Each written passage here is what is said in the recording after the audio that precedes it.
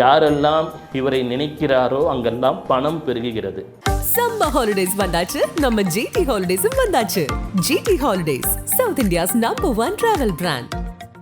இவரை பார்த்து விட்டாலே பெரும் பணம் தன்னால் ஈர்க்கப்படும் என்பது அனுபவமும் கூட.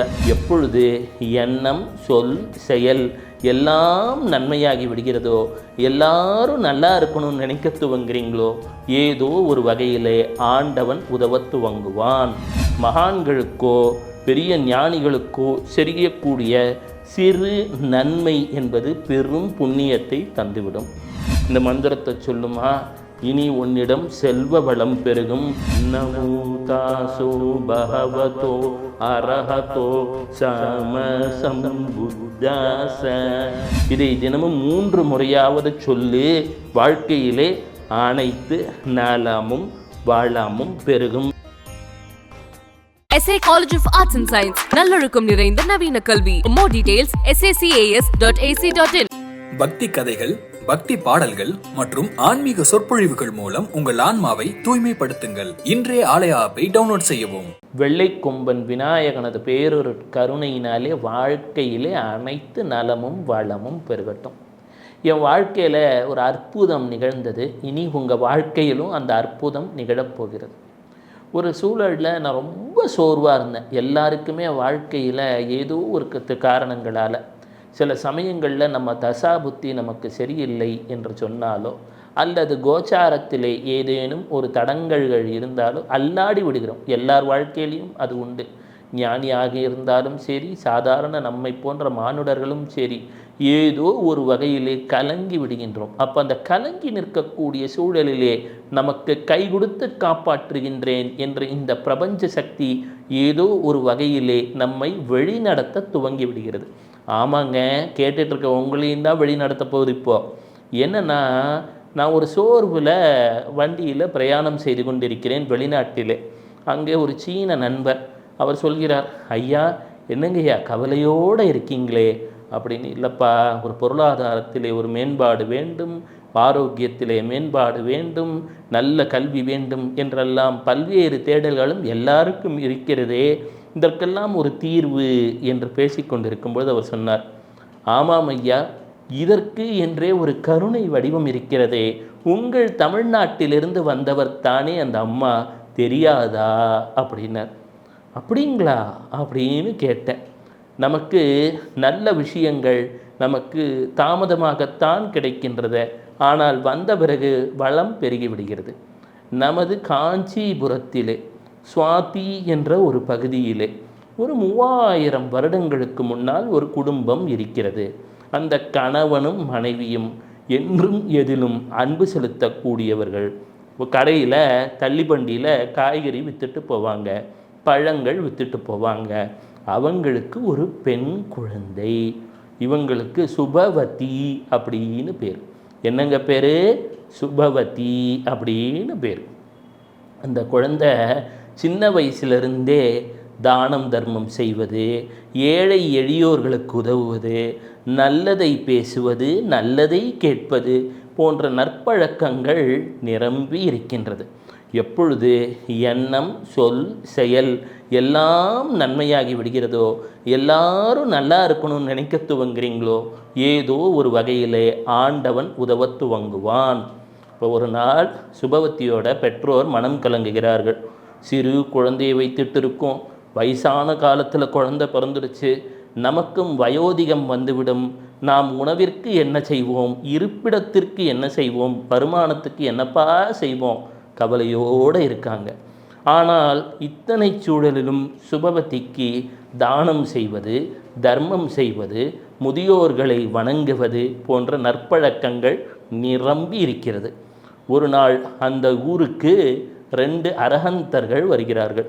அரஹந்தர்கள் என்று சொன்னால் பௌத்த துறவிகள்.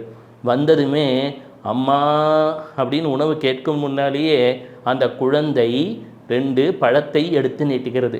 ஐயா சாப்பிடுங்க ஐயா அப்படின்னு.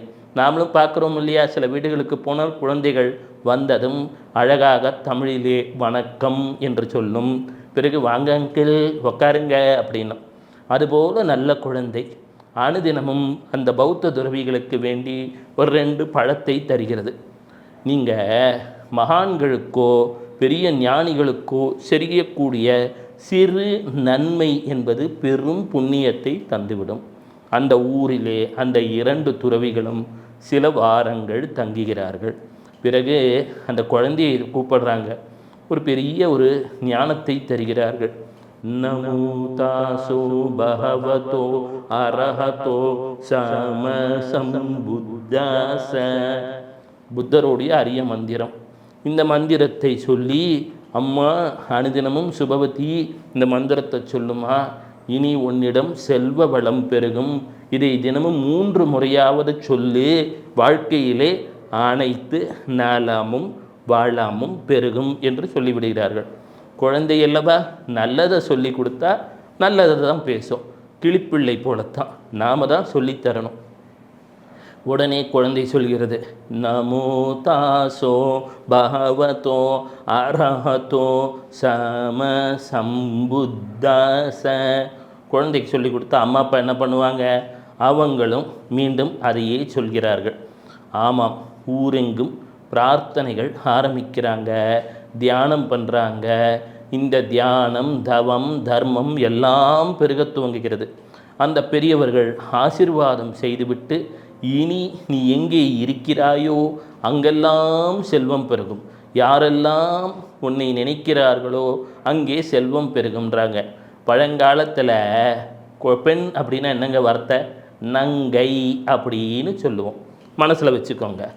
அதே போல் அம்மானா என்ன சொல்லுவோம், அம்மே அப்படின்னு சொல்லுவோம். குழந்தை வானா என்ன சொல்லும், வா அப்படின்னும். அம்மே நங்கை வா. அப்போ என்னாச்சு, மே நாங் குவாக். இந்த அம்மா சைனாவுக்கு போனோடனே என்ன ஆயிடுச்சு, வார்த்தை சுருங்கிடுச்சு. அம்மே நங்கை வா, மே நாங் குவாக் ஆயிடுச்சு, அவங்க கிளம்பிட்டாங்க. இந்த குழந்தை தானம் தர்மத்தை தொடர்கிறது. இவர்கள் கடைகளிலே வியாபாரம் பெருகுகிறது. சாதாரண நிலையில் இருந்த பெற்றோர்கள் இன்னும் பணக்காரங்களாகிறாங்க, இன்னும் செல்வம் சேருகிறது. தர்ம தேவதை ஆசீர்வாதம் செய்கிறார், வீட்டில் பணம் பெருகுகிறது. நல்லது ஒன்று நடந்துருச்சுன்னா நமக்கு இயல்பாகவே தமிழ்நாட்டில் ஒரு குணம் உண்டு, நமக்கு ஒரு உணவு நல்ல உணவு கிடைச்சா அடுத்தவங்களுக்கும் கொடுப்போம். இதே போலத்தான் நடந்தவுடனே கப்பலில் ஏறுகிறார்கள், வெளிதேசங்கள் பிரயாணம் செய்கிறார்கள். வியட்நாம், தாய்லாந்து, கம்போடியா, சைனான்னு அப்படி பிரயாணம். இன்னும் செல்வம் பெருகுகிறது. அங்கும் தானம் தர்மம் தொடருகிறது. எல்லாரும் அம்மா இந்த மேனாங்குவாக்கு, அதாங்க நம்ம சுபவதி அம்மா, அம்மே நங்கை வா மேனாங்குவாக்கு ஆயிட்டாங்க. இவங்க எப்போ நம்ம கடைக்கு வருவாங்க, எப்போ நம்ம வீட்டுக்கு வருவாங்க? இந்த குழந்தையும் அம்மா அப்பாவோட அந்த கடத்தருக்கு போகும் இல்லையா? செல்வம் பெருகுகிறது. யாரெல்லாம் இவரை நினைக்கிறாரோ அங்கெல்லாம் பணம் பெருகுகிறது. ஒரு காலம் ஆகிறது, இந்த பெண்மணி பௌத்த துறவி ஆயிடுறாங்க. துறவியாகி இன்னும் ஆன்மீகத்திலே அடுத்தடுத்த நிலைகளுக்கு சென்று விடுகிறார். எனினும் இந்த அம்மாவை யார் யாரெல்லாம் நினைக்கிறார்களோ அவர்களுக்கு பெரும் பணம், பெரும் பதவி, எல்லா நன்மைகளும் நடக்கிறது. God of fortune and luck அப்படின்வாங்க. உங்கள் வாழ்க்கையில் என்னங்க வேணும்? லக்கு வேணும். நாம் என்னத்தான் இருந்தாலும் நான் சொல்லுவேனே, அதிருஷ்டம் என்பது ஒருவருக்கு கட்டாயம் தேவைப்படுகிறது. இந்த டைட்டானிக் கப்பல் ஒன்று இருக்குது தெரியுங்களா? அப்போ உலகத்தோட கோடீஸ்வரர் இருந்தாராம், நம்பர் 1 கோடீஸ்வரர். அவர் சொன்னாராம் அந்த டைட்டானிக் கப்பல் முழுகின போது, இது வரைக்கும் நான் எல்லாருக்கும் நல்ல கல்வி கிடைக்கட்டும்னு ஆசீர்வாதம் பண்ணணும்னு நினைப்பேன், இல்லை நிறைய பணம் கிடைக்கணும்னு தான் ஆசீர்வாதம் பண்ணுவேன். ஆனால் இப்போ தான் எனக்கு தோணுது, ஒரு மனிதனுக்கு அதிருஷ்டம் என்பது மிக மிக முக்கியம் அப்படின்னாராம். அப்போது வாழ்க்கையில் அந்த அதிருஷ்டம் என்பது வேணும். அதுக்கு சீனர்கள் எல்லாரும் எங்கே யாரை கும்பிடுறாங்க?